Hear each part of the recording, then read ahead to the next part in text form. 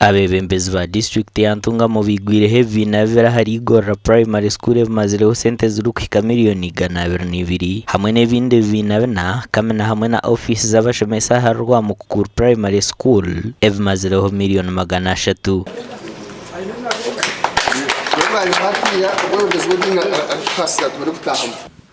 Hatwagenda transition ya miliyoni 500 habwa 500 gagari kujana Rwamukuru hamwe na 200 gagari kuza Chiyora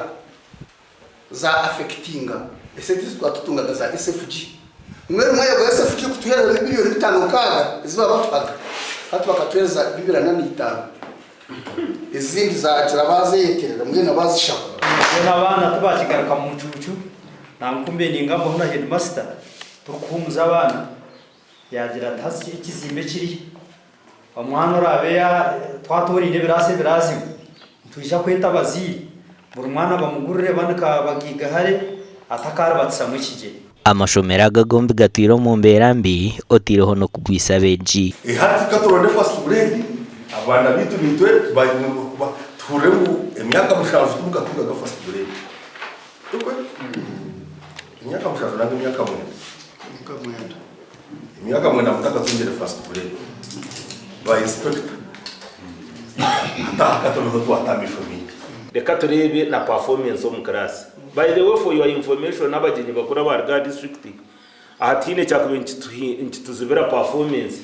ago kuba babantana barye mirunde no mwizo ababokoreba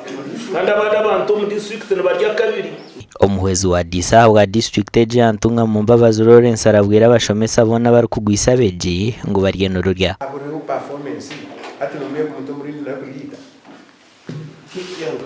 must be recommended ataye mu mushoboza mu ngwamaremo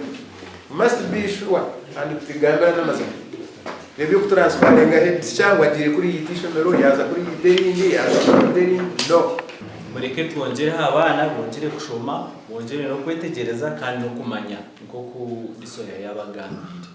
District ya Ntunga mekina amashomero mingi agariyo mu mbera mbi kandi n'umutindo gw'ebyobwegese tugukashemire amakuraga gashakwa Elias Rutugusa.